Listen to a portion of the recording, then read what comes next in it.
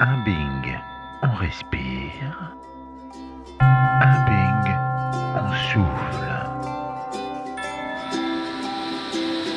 Objectif, lune.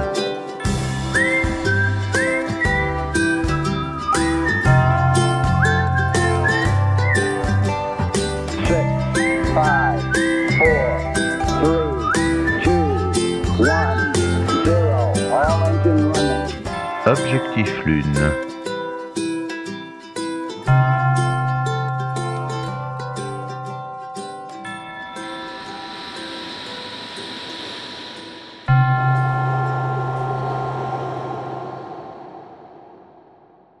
Lucille, bonjour. Bonjour Monsieur Malone.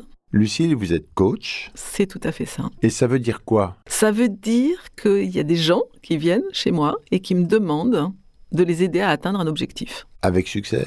Généralement, Quel genre d'objectif? ça va être aussi bien un objectif sportif. Par exemple, je prépare des sportifs de haut niveau à des compétitions internationales. Ça peut être pour un musicien la préparation d'un concours comme l'Opéra de Paris, le Philharmonique. Ça peut être une préparation de tournée qui va être un petit peu éprouvante, fatigante. Ou pour des chefs d'entreprise, ça peut être des transitions, une société qui passe en bourse par exemple. Et de les aider à enclencher sur cette étape-là ou de fermer une société pour en ouvrir une autre. Vous aidez les gens à atteindre leur objectif et en plus à se sentir bien, Oui, si possible. c'est même ma priorité. Atteindre un objectif en se sentant pas bien n'a aucun intérêt pour moi. Donc si on vous écoute, on peut réaliser cet objectif et se sentir bien. Ah oui, c'est même le but. C'est le but. Oui. D'accord, très bien. Il y a tout un processus pour se connaître et pour se sentir bien.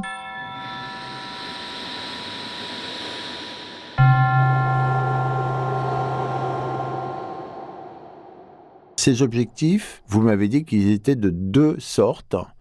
Il y a les objectifs qui sont des bons objectifs, si j'ai bien compris, et les objectifs qui sont non pas des bons objectifs.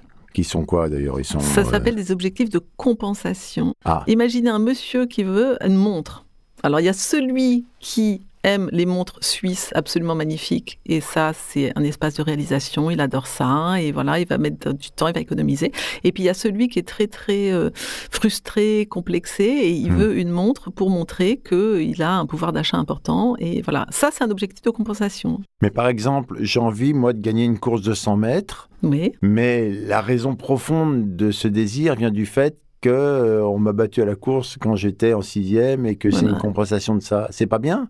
Ben non, parce que tout Pourquoi? simplement, ça va jamais résoudre le problème de fond qui est le manque de valeur, qui est le manque d'estime de soi. Ah si, ça va m'aider parce que je dirais, ça y est, j'ai cassé le signe indien en quelque Et bien sorte. justement, ça marche absolument pas comme ça. Hein. Ah bon? Parce que si l'état émotionnel qui est lié à ce projet-là n'est pas, lui, étudié, résolu, etc., dépassé, il restera toujours là. Quelque chose de matériel et d'extérieur ne va jamais résoudre. C'est pas parce qu'on connaît tous des messieurs qui achètent des grosses voitures et qui continuent à être très complexés. On est Mais ils ont l'air d'accord. contents quand même, souvent. Quoi. Non, ils n'ont pas l'air contents. Quand vous les connaissez vraiment, ils sont pas contents du tout. Ah Et bon? d'ailleurs, ils vont racheter un autre modèle, neuf, mieux, très peu de temps plus tard. Donc Lucille, vous êtes coach, Oui. vous vous occupez de gens qui viennent vous voir pour vous demander des montres suisses ou des grosses Ouais, voitures, c'est un peu plus complexe que ça, mais et vous les aidez à atteindre ces objectifs. exactement. La hauteur de l'objectif ne vous inquiète pas? Ah non, moi j'adore les limiter. Plus c'est démesuré, plus j'adore.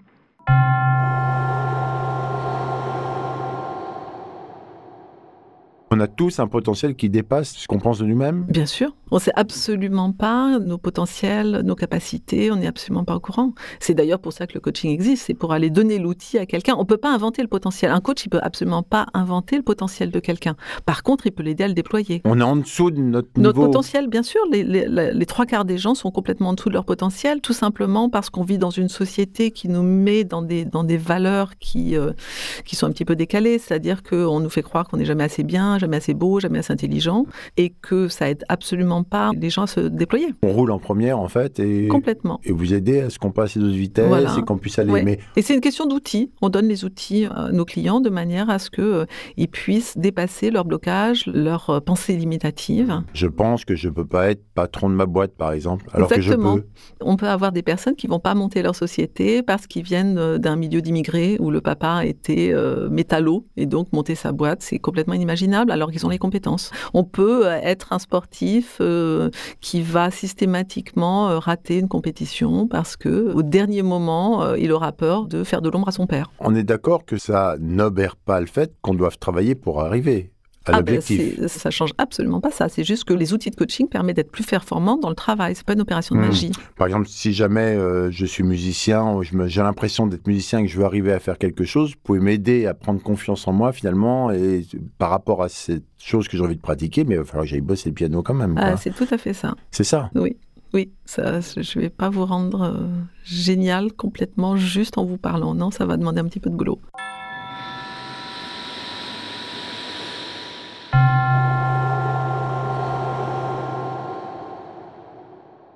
Qu'est-ce que vous faites en premier ?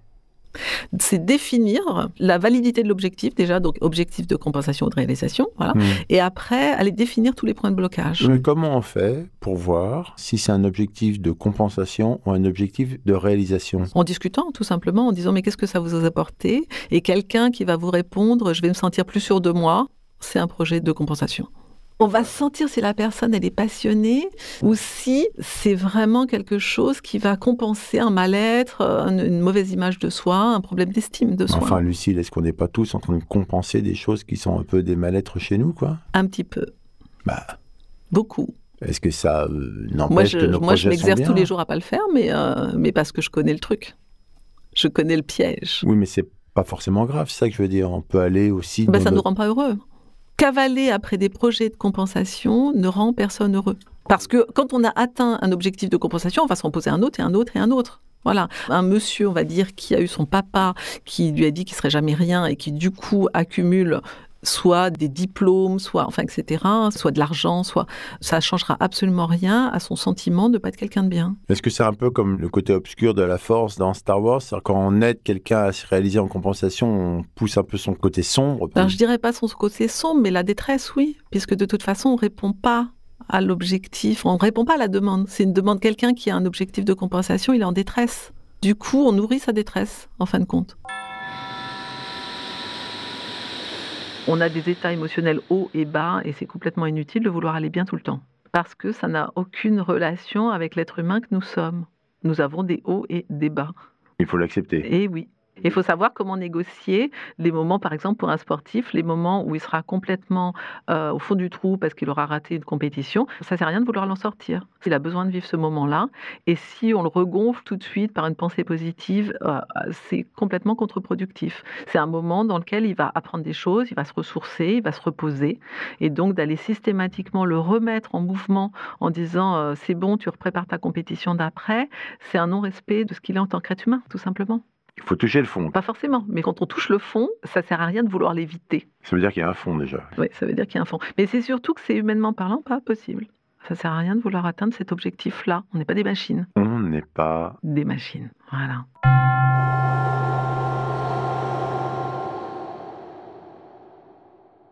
Comment vous en êtes arrivé au coaching ? J'ai toujours trouvé passionnant de donner l'outil à l'autre pour s'en sortir, pour avancer, pour se réaliser, pour s'épanouir, pour faire ce qu'il avait envie de faire. Même petite, vous voulez dire ? Ah oui, je crois que oui. Je crois qu'ado, déjà, je trouvais complètement injuste que les gens soient enfermés dans des limitations, qu'ils n'aient pas accès à leur potentiel. Ça m'a toujours semblé une grande, grande injustice.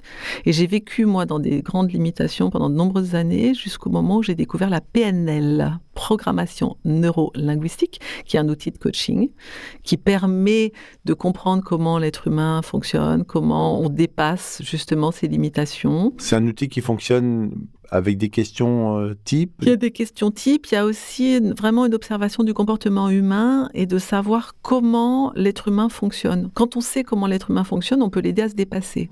Analyser un cas, analyser la situation, analyser un objectif, savoir qu'est-ce que la personne veut vraiment, en dehors de ce qu'elle vous raconte. Elle va vous dire, je veux ça et ça et ça, et en fonction de ça, on va étudier vraiment quel est le projet.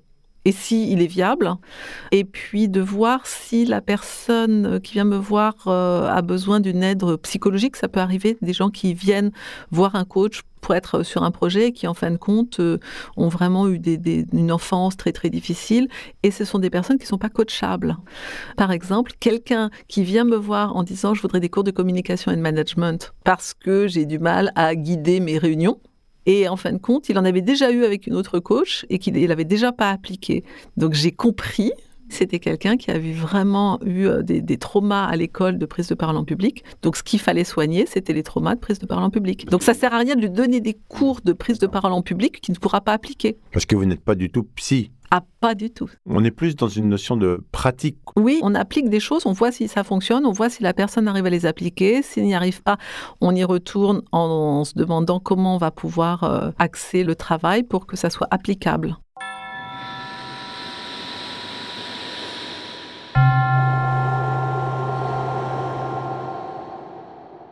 Est-ce que vous pensez que le fait d'écouter une série de podcasts sur les divers objectifs que vous avez eu à gérer, ça peut aider les gens qui écoutent à régler leurs problèmes ?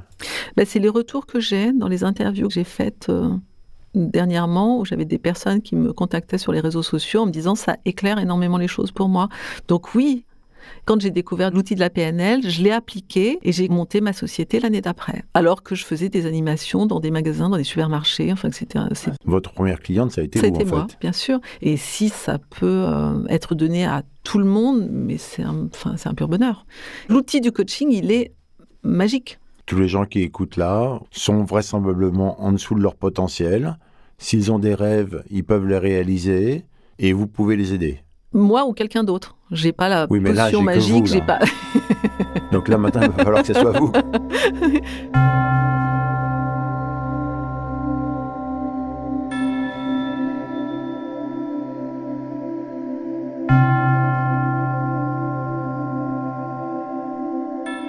Alors, il y a déjà une chose qu'on peut apprendre tout de suite et qui peut nous servir pour l'écoute même de ces podcasts, c'est la cohérence cardiaque. La cohérence cardiaque, c'est un outil qui permet de se mettre le cerveau au calme en 5 minutes. C'est performant quand même.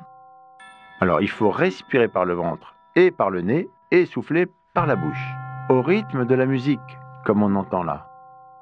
Un bing, on respire. Un bing, on souffle.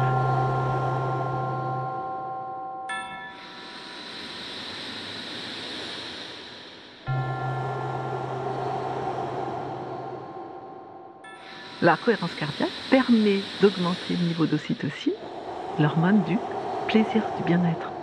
Quand on est amoureux, on produit de l'ocytocine. Quand on fait des hugs aussi, ça fait de l'ocytocine. Quand on fait de la cohérence cardiaque, ça fait descendre le niveau de cortisol pendant 3-4 heures. Le cortisol, c'est l'hormone du stress. Et l'hormone du stress, c'est pas utile, par exemple ? Tout dépend de ce qu'on en fait. C'est-à-dire que si on a un niveau de stress et qu'on sait l'utiliser et le transformer, ça devient très utile. Si on baigne dans du cortisol à longueur de journée, c'est moyennement bon. Au bureau ou n'importe quoi, quand on est vraiment stressé par son environnement, qu'on n'arrive pas à transformer ce stress en création ou en réaction ou en sport, vaut mieux l'éliminer. Ouais. Moi, j'ai même des clientes à qui je recommande d'aller s'enfermer dans les toilettes pour faire de la cohérence cardiaque avant une réunion. Et le troisième truc, c'est que quand on est tendu, stressé, notre cerveau est en onde bêta. Bêta comme bête, c'est facile à retenir. Et quand on se dirige vers le sommeil et qu'on est au calme, on est en onde alpha. La cohérence cardiaque permet au cerveau de passer de l'onde bêta à l'onde alpha. Et cet état en onde alpha permet d'avoir moins de stress, d'être créatif et d'être beaucoup mieux. Cette respiration, après, ça demande de l'étudier un tout petit peu et puis d'apprendre à la pratiquer. Mais pourquoi il faut apprendre à la pratiquer ? Parce que c'est quand même très simple. Tout simplement parce que ça demande de poser son attention sur sa respiration, sur les battements du cœur, sur le cerveau, sur la respiration abdominale. Donc c'est un tout petit peu de pratique. Comment on fait pour prêter attention à son cerveau ? Tout simplement, on pose son attention dessus. On peut poser son attention sur son pied, ou on peut poser son attention sur son cerveau, sur les battements du cœur. Et la cohérence cardiaque, on pose son attention vraiment sur le cœur, sur les battements du cœur, qu'on va pas forcément entendre. Hein, Donc on d'accord. écoute la musique là comme ça, Oui. on respire au rythme de un bing, j'inspire, un bing, j'expire, mais en même temps, faut écouter son cœur. Exactement. On met la main dessus ou Comme comment on vous fait? voulez, vous pouvez. Et le cerveau, par contre, c'est plus chaud, quoi. Non, le cerveau, ça se fait automatiquement, c'est vraiment mécanique. Cette respiration qui est très rythmée, en posant son attention sur le cœur, de manière complètement mécanique, vous met dans un état de calme. Et ça, c'est un tout petit outil du coaching, parce que quelqu'un qui est en stress ne va pas pouvoir apprendre quelque chose de nouveau. Et si on veut changer sa situation, ça veut dire qu'on a à apprendre de nouvelles choses pour en sortir.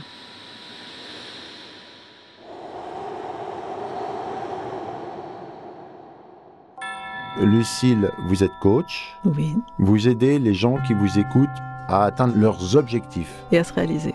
Et plus ils sont beaux, les objectifs, plus ça vous plaît. Exactement. On parle bien de ça. On parle complètement de ça. Eh bien, merci Lucille. Mais je vous remercie, monsieur Malone.